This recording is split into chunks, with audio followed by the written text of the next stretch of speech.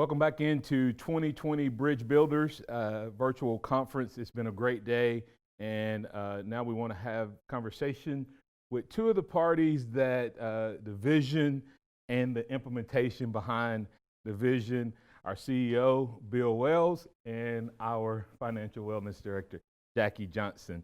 We're going to have a little conversation, and then at the end, be an opportunity for you to ask them questions as well.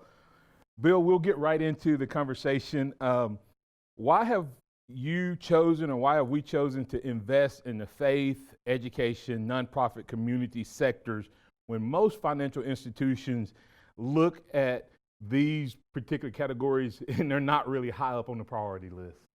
Well, first of all, financial literacy, financial wellness has always been a key part of what we do. In my 40 years of being in a financial institution, and in one of my previous lives working in a bank, honestly, we found it'll be some people were a little suspicious, a little hesitant to really come in and to talk to a financial institution. Mm-hmm. It could be from intimidation or whatever it might be. So what we really got the idea from was to use a lot of churches, a lot of nonprofits, to go out and reach people to bring in. So it really started from something what we had done years ago, and found out that churches, nonprofits going through schools are great partners for us trying to get our message out about financial wellness. Jackie, do you want to comment on those three segments at this? I firmly believe that those three segments are just everything that really kind of takes the glue and puts us all together. And so if we miss any of those segments, then one of them is going to fall short. But if one of them falls short, they're all kind of connected. Mm-hmm. So if we miss education, in the churches, we're still educating. We still have a good group of people that fall into the education sector. So we have to make sure that we cover all three. Okay, awesome. This is the second annual Bridge Builders. Both have been pretty unique in their formation, but this year was really impacted by the events of 2020. But when we look at this, what role have the events of 2020 had in making this year's conference even more relevant in terms of lasting change moving forward? Well, financial education, financial literacy. All the economists are saying how long the recession will last. Some have said a V, some of the Nike swoosh, or some a W. But the way we look at it is this is the best time to be talking about financial wellness, because it will help our members that are out, which then helps us, which then helps us help other members. So when there's a lot of change, upheaval in the economy, that's when our members have a little bit tougher time. That's where we need to make sure that we're giving them the right tools, the right education, so they can make better decisions. And it just helps us out as an institution too. Okay. Yeah, you want to come in on that? I will. I'll speak to that. Just kind of talking about why, we still did this during 2020, right? With COVID going on and all those things. And for me, when we first talked about doing it virtual, I was like, oh, not virtual. Like, what is this going to be? And so, but that made me think about, if I'm asking those questions and feeling dreadful, what are other people feeling? And so this conference, the way that we're doing it, has just opened up even more. I mean, our reach was Tuscaloosa, West Alabama, and we had over 150 people register for this conference. And not only that, but what was kind of enlightening for me was that we have people from Washington State all the way down to Miami. And yes, it's people that within my financial network heard about the conference and wanted to see what it was about, but it also allows those folks that are my peers, that we wear the same hat, to do something in their neck of the woods. And so now we're not just helping people financially in West Alabama, we have really broadened the scope. And so even though we're doing this from a virtual standpoint, it really has a greater impact than we could have ever imagined. So I am thankful that our visionary continued to stretch me this year and make me do it. But also, remember as we had that conversation, two of you walk in and said, well, what are we going to do? Yes. And we started talking about it, Right. didn't we? Did. Right. Did we ever back off? We never did. Nope. Kind of back to Tim, and I'm probably going to butcher this, but I loved it. He said, if your vision is strong enough to pull you through, you don't need anyone to push you forward, or pull you forward. You don't need anyone to push you forward. And the vision for Bridge Builders and what it can mean to our registrants and beyond, and with it being virtual, what I love is it's gonna, even after we go off the air today, in a sense, it's gonna be there for anyone to refer to and go back to. You kind of answered number 3, but I want to give you a chance if you want to speak to it in more detail. Some of our guests and registrants may be wondering, why would a financial wellness department do something, host a Bridge Builders? It just doesn't seem to fit with the way most people think about financial wellness. Well, it's how do we get the message out? And I've always believed, and it started from when I was a regulator, then it moved into kind of banking, consulting, now into the credit union world, is always the belief of education plus opportunity. And for us, that's really access to products and services, principally credit, equals empowerment. So you heard a lot of our people talk about how do you empower each other. For a credit union, how we empower is how we have the ability to have credit available.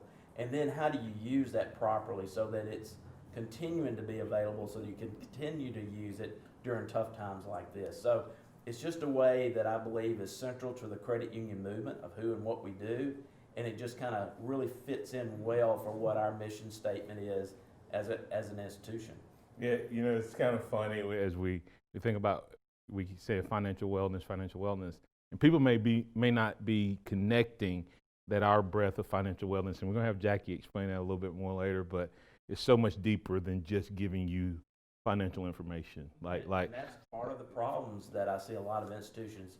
It's just giving educational tools out, but not telling the whys, Right. the experiences. Jackie spends a lot of time, and we send a lot of people to Jackie that's having a personal issue, and then we have something like GreenPath that's out there to also help others. So it is a holistic program, and it's even evolved how I have thought about teaching about financial literacy over my years of being in this industry.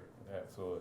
Well, speaking of that, Bill, you've been in the financial industry over 40 years in different capacities, ranging from an auditor, bank examiner, to your current role as a CEO of Alabama One. Considering this year's theme of creating lasting change, what's 2 or 3 keys you've brought throughout your career that have brought about lasting change in your prior organizations and opportunities?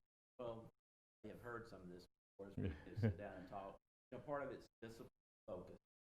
What is your mission? What do you really want to achieve? And even when you go through a time that we're going through as our country or economy, what's your purpose? What's your focus? And stay disciplined on what your goals are. That's number 1. The other 2 is what you've heard also too, is just team building. I always believe it's how you build your team, how you address things. We talked about a little bit earlier about development. We believe very much in diversity in how we do it, and it's just not one look of how you see one thing, but how we're more reflective of our institution. And so that's part of team building. And then one thing I liked really what was said was encouragement. During this time, you have to encourage and build people up when times are tough. But you stay focused on your goals, stay focused on your mission. And we like to say at Alabama One, during we going through this pandemic, we merged another credit union in. Yep. We bought a bank, Right. and we've done several other big projects. Yes. So we haven't slowed down. And part of it is keeping your mind focused on what your goals are and not sitting back and it's almost like you're saying, what the book said, pushing off from the bottom and saying, what can we be? And that's what we really want to do as an institution. Yeah, and we heard several athletes, coaches, et cetera, refer to a lot of times Dana actually corrected me because I said challenge. She said it's an opportunity. And I think that we've taken the events of 2020 and found opportunities that have existed out there and made the most of them. Crisis. Yes. There is opportunity. There's always opportunity. One of the main themes of this year, of course, was the segment we had with Bishop Kevin Betton and David Cottingham. about the bottom of the pool. It deals with implementation and execution when it comes to transformation and change. In what ways and or areas have Alabama One taken a bottom of the pool approach to serving its team and its team members? You know, when I was sitting there reading the book too and trying to figure out what has it meant to me, what I came away with, a little bit of what the previous speakers talked about, is being the best you can be without using the word great. You know, my interpretation is greats kind of come and go, but when you're the best and trying to continue to be the best, you have a long-lasting staying power. And so what I always taught, my father was a basketball coach, is what you want to do is not compete against others. You want to compete against yourself. So what's your vision? What do you want to be? And that's what we try to do within our team. What we can do to be the best team members and how you can be the best. And what my job is, you know, I'm not that much of a forward thinker sometimes. What I try to do is take down barriers and let the team grow through what they can do and what they do best. And it gets back to bringing the best team members that we can into our institution. Okay. Jackie, did you want to speak to how the bottom of the pool, I think anybody that's read it probably has a story or two? I do, and I wrote this down because I didn't want to mess it up, because when I was going back through the bottom of the pool last night, just kind of looking at some of the highlights from I had read it before, and I got to the question, I said, well, how does it affect Alabama One, or how do we see ourselves in this book? And it came to the obvious greater value. Not sure if y'all remember that part of it, but it stuck out so great, and I said, obvious greater value, what does that mean? And it really is a package of three things. One is genuine care, two is personal concern, and then three is honest connection. And so it says the obvious greater value is what separates your business from your competition. And it's not just customer service. And so when I came to Tuscaloosa and I looked around and I heard about all the other credit unions and what we're doing or what they're doing, and it's never been for us about our customer service. I think if you hire the right people and train the right people, those things will come. And then I said, has Bill read this book before? Because really, who he has brought in, the team that he has put together, I genuinely think that we are all three of those things. Especially I can speak for financial wellness. There's no way that I could deliver what I deliver in financial wellness without having that genuine care for an individual and also for what I do, and the personal concern. Because when you're sitting there and people are sharing their personal stories and really telling you the meat of their finances, you do grow concern for where they are and how can you help them. And then the third one was just an honest connection. And from that conversation, I build a connection with them. And those three things, the obvious greater value, truly shows, I think, through Alabama One. Because you can have someone that has a financial wellness department, but if it's not in their heart, it's not what they believe, then it's really hard to have that, what they call the OGV in the book. And so it spoke exactly to our institution. And so the book is amazing. I can just tell you, you have to read it, and it will mess you up, because what you think is great in your life is really not all that great. Yeah. So what were those three things again? So three things: genuine care, personal concern, and honest connection. Yeah. And then you shorten them, it's just care, concern, and connection. Yeah. Can you? Oh, those three C's now. Those Yeah. three C's, yes. That's Yeah. what it is. And what's ironic is David mentioned earlier, like that was one of the principles we wanted to get to, but we didn't get to. But that's the one principle that you point out. But anyone remember the millennial conversation? What did they talk about? Care, concern, connection. Hey, so it kind of runs throughout the whole theme of what we've been talking about. You mentioned several keys, both of you did, when it comes to change transformation approaches. How have we incorporated the millennials or Gen Zers into our team, and what's happening with them in terms of decision making and the impact on them? Well, for us, when we got here about 5 years ago, when you looked at our membership, it was an aging membership. Came out of a BF Goodrich plant, an environment of that. But that is not the environment that we needed to be in to be competitive. Correct. So we're always looking to the future. So we started heavily investing in technology.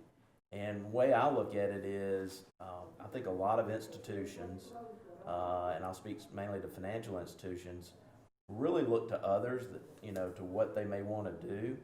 We look to retail. They are setting what member service expectations really are. The Walmarts, the Targets, the Chick-fil-A's, Home Depots, all those. And that's what we're trying to do as an institution. So to do that, the retail experience is changing. Mhm. So we have to prepare ourselves as we see younger demographics coming into our institution. That's why we heavily invested into our mobile and digital technology platforms, because we knew that that's what people were going to be expecting that, and we did that 3 years ago. I can imagine what some institutions that have not done that, they're realizing now because of the pandemic they have to do it. So that's what we started thinking about earlier on, is what do the younger people are going to be expecting for a delivery of financial products and services. Yeah. Now we're positioned to be able to, build those relationships and take advantage of that. Based on 40 years of experience, and you're not. Saying that a lot. Yeah. I'm the old guy around Yeah, here. you're always yeah. But based on those 40 years of experience and your knowledge of millennials and Gen Zers, and I know you have daughters that fall into those generations, what are a few key leadership qualities do they need to develop? Speak to them specifically that they need to develop if they're going to be successful in today's workplace. I think the panel that y'all had was tremendous. I mean, it really was, and it was something that we didn't catch at the last time of our conference, and we had a lot of discussion about how to talk about it. What I would say is the first thing is it starts with positive attitude.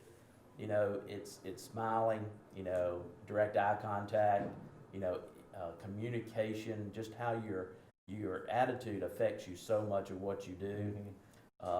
Perseverance, that just makes sure that you're going to put your head down, you're going to focus on what you need to do, not going to let all the noise that goes around. And I always go back to when I was early in my career, which I think even applies for young people now.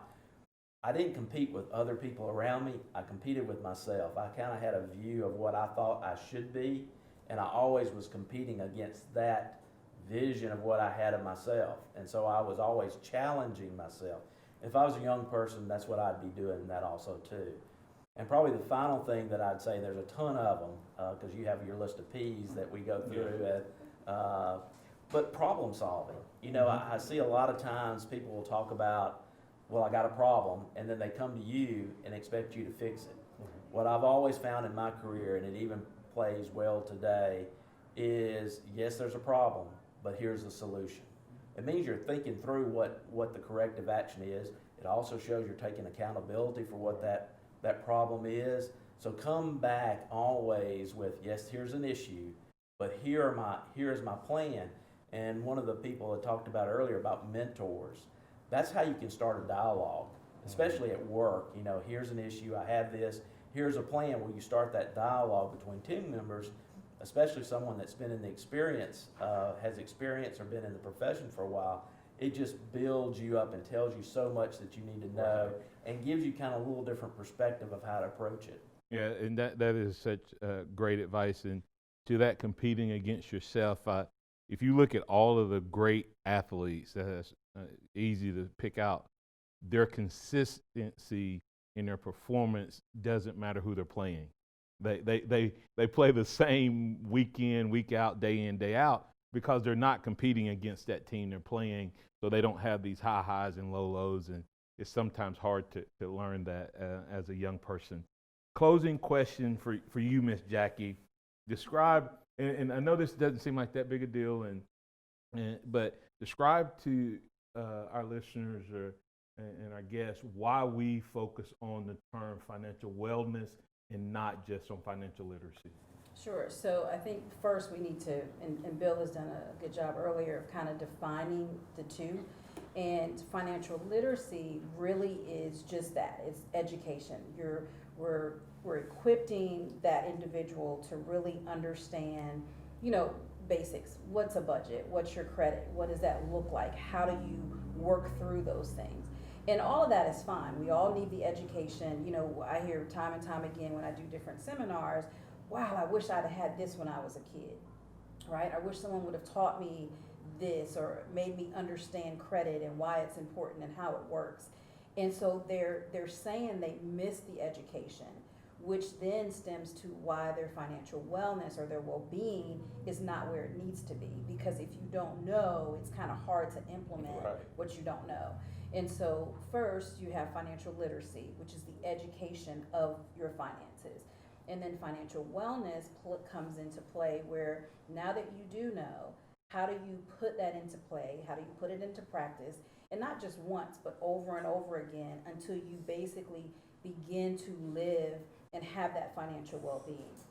And the difference too is, you know, with financial wellness, there has to be some sustainability. How do you get to the point where once you fixed what was broken, and sometimes you start off great, you start off and nothing's broken, but some people still don't know how to handle and bring through the financial wellness part of it. And so just making sure that now that I understand, now that I've been taught, what do I do? How do I put that into practice? And then once I see it in practice, how do I continue until I get to the place where I want to be? And hopefully you're never really there. You're kind of continuing to evolve through the process. I just thought about this great story real quick as we prepare for questions. If anyone has any questions, I'll share this. Financial literacy is about knowing how to dress and what equipment is needed, etc. And I'll never forget, we were getting ready to go down and play LSU, and I knew all of the stuff that I'm supposed to have to play the game. And so we get there and we're getting ready to go out, and I walk in and I'm dressing, and you know, and I have my cleats on and everything, and the last thing you put on is your helmet. And I realized I didn't pack my helmet. I did not pack my helmet. Now I looked good from neck down. I mean, I had everything, and so I was literate, and I was a football player, but I was not well because I didn't have the complete packaging and products that I need. And we've heard Bill mention that several times. It's the complete package that allows you not just to show up at the game, not just to look like a player, but actually be able to get in the game and participate. And that's our goal in our financial wellness department, is that we actually help people participate in life, in their finances, in the American dream of purchasing a car, their first car, or purchasing a home. And way too many people have all the gear on except for the helmet, and they're not able to participate. So. And I was just going to say too, one of the things that we do is just we encourage people to understand that just because you're starting, you know, low credit score, or you're starting, you know, really where your account's messed up or what have you, does not mean that you never can get to this next journey.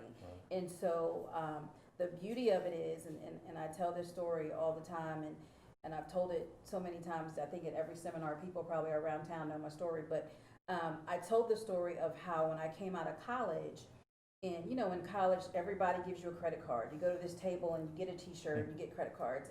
And so really quick, had all these credit cards, never had a job in college, right? So, you know, and when my dad found out that he was sending me money to pay for credit cards, he says, cut them up, don't use them again, I'm not sending you any more money. Well, I didn't do that, I still kept using them.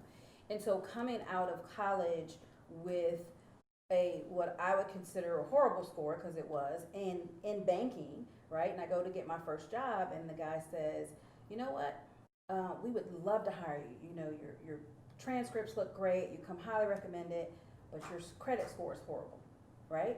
And I'm like, oh my gosh, literally begged for the job, and I said, give me a year, I promise you it's going to be better. And he says, you have exactly 1 year.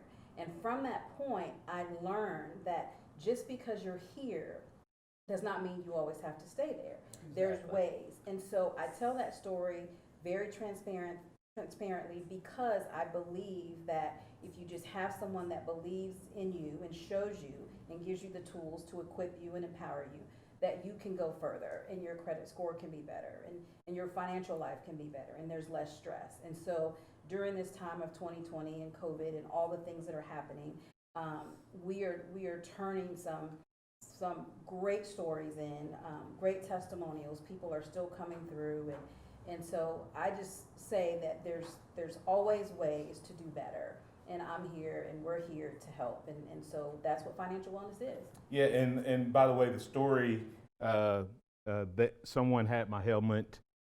They did provide it to me right before I ran out, and I was able to participate and play in the SEC championship game. I mean, we won the SEC that night. That was prior to SEC championship games, and I only point that out to say that we're here to provide a helmet. We're here to provide that helmet. It's if you really want to know the difference between financial literacy and financial wellness, there's a disconnect. And just what you said, the helmet or whatever part of the uniform you have is our lending team. And Jason and his team, really, we focus on making sure that credit availability is there. Because what you'll find in a lot of institutions, they'll talk, but when it gets down to the lending piece of that, the underwriting, how you work with someone is not there. Right. And that's what we do, because it's a whole team effort. I was going to ask, as we're waiting on questions, how have y'all seen the financial wellness program evolve over the now almost 2 years?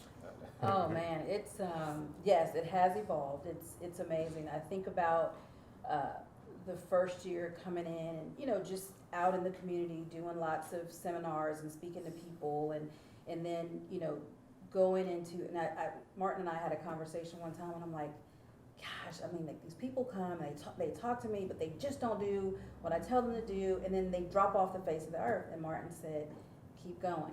And even though I'm encouraging people, Martin is there, you are there, Jason, other folks at Alabama One are there to encourage me, because sometimes it feels like it's just me trying to change the world and the world is not ready. Does that make sense? It does. And so how it has evolved is just our team. I mean, there's so much more than just me. I mean, David's here and Martin and Cecilia, and now we're evolving. We have an actual financial wellness team. And so this year, how did we change? We changed because we had to go live. We had to do Zooms. We had to do videos. We had to do different things. And believe it or not, we have reached more people that way than we have when I've done face-to-face seminars. So it is something that we'll continue to look to grow. We're looking at different schools. We're looking at different ways to impact the community. And so, yeah, we're 2 years young, and it's just going to keep going. How about you? And one of the, like COVID happened and we had plans to go out and share with schools and individuals and seminars. And I said, Jackie, and you remember I came to you, I said, Bill, is it okay if we do video? Because I said, we still have, people still need what we do. So, and COVID's going to make it worse. So we have to, so we started something called FinTalk, and we do a monthly video, and it's free. It's on Facebook, and it's out there, and then it's put back up on our YouTube channel for later consumption.